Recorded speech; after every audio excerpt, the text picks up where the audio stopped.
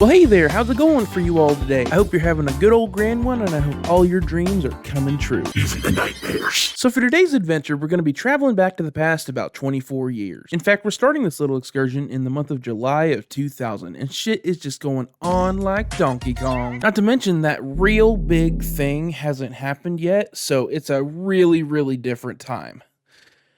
God, what happened to us? And to really set the tone, we've still got a little bit before superheroes and comic books really catch on and start making big blockbusters, which I would argue that the Sam Raimi Spider-Man movies is what really started that. Now, we did have like the Keaton Batman movies by this point, and we had Blade and the movie that I'm about to mention, but the real big ones, like those are definitely few and far between, like not at all like it is today, and definitely not as frequent. But now here we are on July 14th of 2000, and X-Men hits theaters in all of its black leather glory. However, if you're me at this point, then you're only a year and a half old, so you can't remember a damn thing of this. You just started walking and talking not that long ago. You don't have time for silly shit like object permanence. Oh, okay. Still there. But now fast forward to December of like 2003, and now you're really starting to watch and remember things. But you've already watched your Spider-Man and your Batman Forever VHSs like 847 times each, and you're starting to think, man, I sure could go for something else right about now. So you head to the library with your mom and you pick up 2 pieces of absolute gold. Well, actually, they look more like silver or platinum, I guess, but whatever, it doesn't matter. And you get home and you plop that first bad boy, X-Men, into your VCR, and your life is really kind of about the same, to be honest. Look, this is one of the first things that I kind of remember watching as a kid, but even that is like, it's pretty forgettable. Not bad, it's just forgettable. In fact, it's so forgettable that for the rewatch for this video, I actually thought that the events of the second one happened in the first one. Like, I like mixed the two. Now, that's not to say that it doesn't have interesting things about it, like establishing Magneto's past as a Holocaust survivor, Wolverine starting out as a cage fighter and then finding a family in the X-Men while trying to protect a young rogue. But as a whole, it's just not that good of a story, I'm sorry. The plot of, if you don't remember, Magneto trying to turn all of the world's leaders into mutants is just not that interesting. If you like it, that's awesome, and I'm genuinely happy for you, but for me, Tristy just ain't hippie with it. But then you immediately plop that second bad boy, X2, X-Men United, into the VCR, and that is when Tristan truly get hippie with it. Now, this movie is a certified rural Midwest classic. Hugh Jackman as Wolverine, absolutely crushing it. Sir Patty Stewie as Professor X, absolutely crushing it. Ian McKellen as Magneto, say it with me now, absolutely fucking crushing it. You immediately go outside and start putting sticks between your fingers, because those adamantium claws is about the coolest goddamn thing you ever did dang see. And this, if you haven't picked up by now, is how my introduction to the X-Men happened. And for most people in my generation, it was probably mostly the same, just a live action movie that introduced it all. But if you're a little bit older than me and were alive in the mid to late 90s, you were probably introduced to the X-Men in a very specific piece of animated media. And that media is none other than the precursor to today's topic, X-Men the Animated Series. Now, I just want to preface this by saying that until very recently, I had actually not ever seen X-Men the Animated Series. Now, I do have like a weirdly vivid memory of being at my babysitter's house early in the morning, right after I had seen the X-Men movies, and seeing the episode with Lady Deathstrike, and just being like, that's the ting, that's the lady with the tings, the spiky tings. But other than that, I had never seen a full episode of X-Task, which is what I'm going to call it, because saying X-Men the Animated Series for as many times as I'm going to say it in this video is too much. But fast forward a little bit to 2010, and now I am a full-fledged comic book nerd. I am pelvis deep into the culture, reading any kind of comic book I can find anywhere. I am also at the time doing reading contests at the public library, where you can put a ticket in a bucket for every book that you read. Which, looking back on it, that's a really good way to get kids to read. I gotta respect the hustle on that one. You ever think back sometimes to when you were a kid and just think about all the stuff that adults and like schools and shit would do just to make sure that kids are proactive and having a good time? Like, it's simple, but they did not have to do that, and it's really cool that they did. But back to the topic, for my reading tickets, I would almost exclusively read comic books and Star Wars novels that were canon at the time, but mainly comic books. And if you were a comic book reader from the early 2000s to the early 2010s, you're probably really familiar with a comic line called Ultimate Marvel. And if you're not, well then I guess I'll drop a wee little bit of knowledge for you on this day, laddie. So if you suck gigs and don't know, Ultimate Marvel was basically a modern day retelling and update of classic Marvel stories that was supposed to appeal to like kids and teenagers of the early 2000s. And if you you read back on those comics, like, you see what I mean, like, pretty much immediately. Like, it was, like, edgier, grittier, darker, like, in the references that they would make were more modern. But in these Ultimate Marvel titles, the two biggest ones were Ultimate Spider-Man and Ultimate X-Men. And while Ultimate Spider-Man was this awesome story that was, like, simple but complex, fun and dark, other paradoxes, X-Men was, like, one of the worst ones I've ever read. And by ones, I mean comics in general. Ultimate X-Men was straight up awful, like, full-on sloppy dog shit. One of the biggest reasons was that just nobody was like themselves at all in these comic runs. Wolverine especially is an example, because in this comic run, he was like a weird, gross, like almost predator, and that almost is in like the smallest font possible. There was one storyline that I remember where Spider-Man and Wolverine got mind swapped. I can't remember why, and Wolverine in Peter's body like tries to bang MJ. I would like to remind you now that Peter and MJ are in high school. Wolverine is like almost 200 years old, and he's trying to put the moves on like a 16, 17-year-old. It's weird. Oh yeah, and I just remembered, like, Quicksilver and Scarlet Witch are a fucking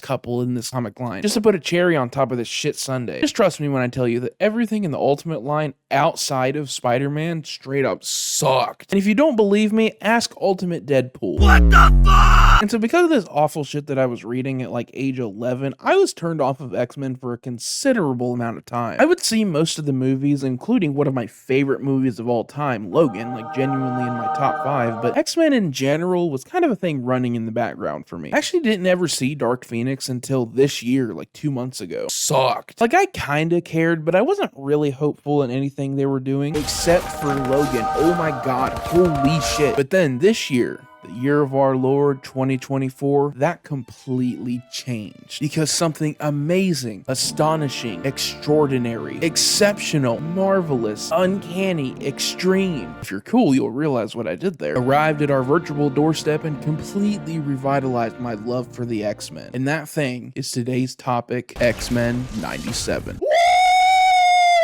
Yeah, baby! Now, if you're somehow unaware of this beautiful piece of modern art, it is a direct sequel to X-Men the Animated Series, or X-TAS, as I said I was gonna say it, but it's a direct sequel and takes place only like a year after the events of X-TAS. One of the many, many great things about this show is that a lot of the original voice actors actually came back, which is something so amazing but so rare. And for the ones that didn't come back for various reasons, they replaced them with highly capable modern voice actors. Now, because I hadn't seen the original series, initially I didn't give a shit about this sequel. Hell, I barely even knew it was happening. I had seen stuff about it and I kind of remembered it being announced, but I just didn't have anything really to compel me to watch it this time. Unlike a lot of people, I just didn't have that nostalgia or the love for the original. But I was talking to my buddy, who we'll call Poe, about this series, and he was talking about how he has a lot of fond memories of watching the original series when he was younger, and he highly encouraged me to watch the original series in order to catch up and then watch the episodes of the new series that were out at the time, because they weren't all out yet. But I still at the time just thought, like, it's too much work to put in to watch 5 seasons of a show that I just don't have really any connection to. But then I remembered, oh yeah,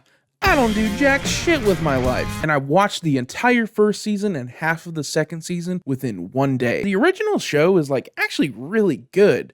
Like surprisingly good. Like I did not expect it to be that good at all. I was not expecting that level of quality. I'm willing to admit when I am pleasantly surprised and proven totally wrong, and this is one of those times. One of the best things that I want to mention about X-TAS is that it is shockingly loyal to the source material. The costumes, the characters, the storylines, the names of the arcs, like it's not perfect just like everything, but it is so close to one-to-one that it is worth mentioning, and it's so refreshing in a world where so much has changed so often. Which change isn't always bad. I've said before that changing from the source material can be a positive thing. Like look at The Boys, for example. The comic is horrible, but the show, it is so good. But it is really comforting when you see the comic stories that you remember reading as a kid be played out in media. But back to X-Men 97, like I said before, it is a sequel. And just like any sequel, especially a sequel to an already really good piece of source material, it had really big shoes to fill. Like Shaquille O'Neal big shoes. Like them bitches be double wide. And I got some big ass feet. I ain't showing the dogs for free on the internet, ain't no way. You're gonna have to pay to get them motherfuckers. So when I tell you from the first episode that it splooged a big old fat load and filled those shoes to the brim, you better listen and believe that I'm telling you the truth, cause holy donkey donkey loving shit. I mean, can I be real for a second? Because god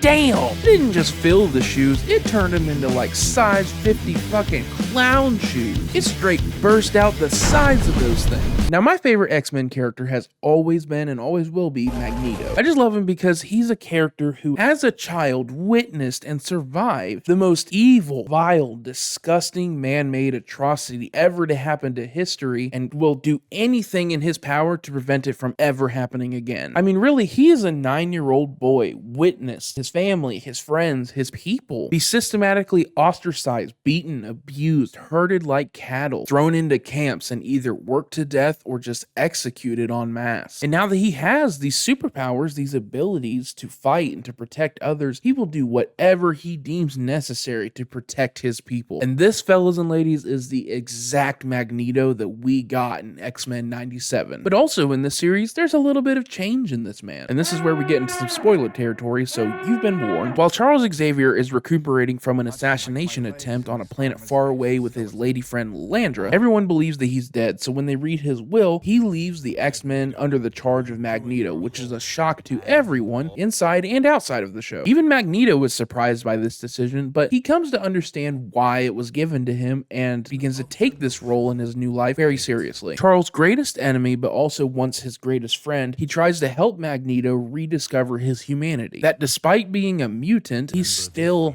at core human, which is something that Magneto has definitely forgotten long ago. He challenges Magneto to remember what it's like to be a person, remember how to care about everyone and how to truly lead mutants into a better life. Not with violence and domination like Magneto has done for most of his adult life, but with hope and compassion. And Charles making this bold, risky move actually pays off too. In fact, he's doing so good at his job that he is actually pardoned by the UN for all of his crimes because he saves them all from an anti-mutant terrorist. He's even asked to become the political leader of the mutant safe haven country of Genosha. He even rekindles an old love for Rogue, which unfortunately causes a love triangle with Gambit, who we'll get into later, who the original series built up to be the true soulmate of Rogue. It also creates some really odd implications when you think about it with the previous relationship that Magneto and Rogue had, because it's revealed that Magneto and Rogue shared a physical and romantic relationship years before Rogue joined the X-Men. And if you think about the ages between them, it really doesn't look the best. He'd be in his late 50s or early 60s at the time, and she'd be like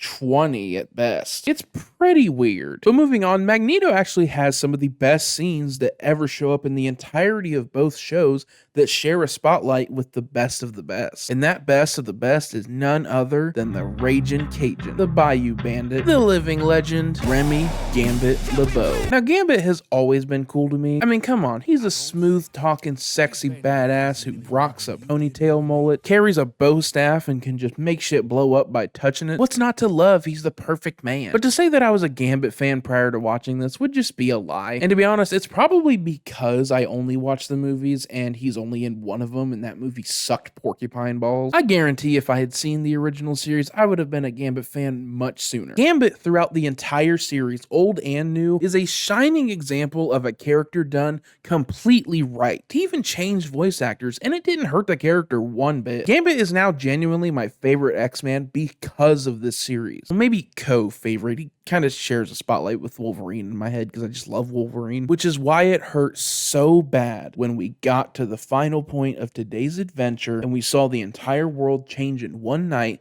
with the most tragic event in X-Men history, the Genosha Mutant Massacre. The episode with the Genoshan genocide was one of the most heartbreaking, like twist and turn filled pieces of media that I have ever fucking seen. In fact, it was so well done that I can't even think of anything to compare it to. The closest thing that I can think of is when Order 66 was activated at the end of the Clone Wars and it was shown from Ahsoka's point of view, but even that feels like an undersell. There is a scene during the massacre where Magneto is flung into a statue of Charles Xavier and it topples over and crushes a bunch of mutants down below. Surrounded by all of this death and all these traumatic events unfolding around him, he is then reminded of his time in Auschwitz and he just snaps and screams, "They shall be avenged!" Mold and whips the three-headed Ultra Master Mold, is what I'm gonna call it, with a train. The very thing that brought 6 million of his people to their deaths during the Holocaust, he now uses as a weapon to fight back, because he just cannot let it happen again. But even that isn't enough to stop it. A few minutes later, Magneto is trying to protect as many people as he can, and he finds a young green-skinned mutant by the name of Leech that earlier in the episode he promised would never feel fear again. He's using all of his power to fight back a blast from the Master Mold. He creates a magnetic field dome around him and Leech and a couple of other mutants, and then makes a metal dome around Gambit and Rogue to protect them from this. But it's not enough, and he looks down at Leech one last time, and he says something that he must have heard multiple times over 50 years ago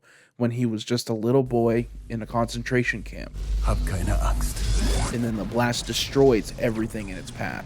And then Rogue, angry and vengeful, takes all of her power and tries to rush the Master Mold, but Gambit stops her. The Master Mold then focuses on another group of mutants that actually include Rogue's brother, Nightcrawler, who is also amazing in this series, by the way. And Gambit, in all of his glory, attacks the Master Mold directly, drawing its fire away from the group of civilians. And then he gets stopped in his tracks by a stabbing tentacle from the Master Mold.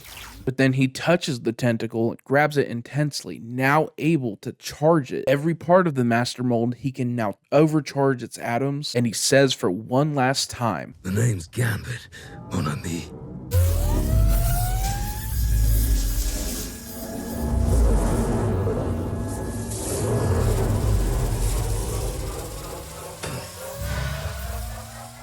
Remember it.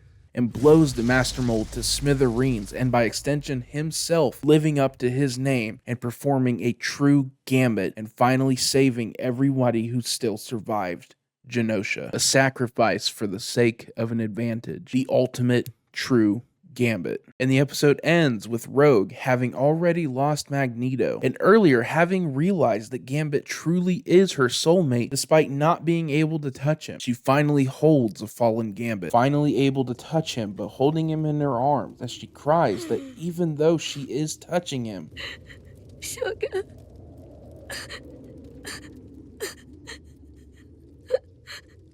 I can't feel you.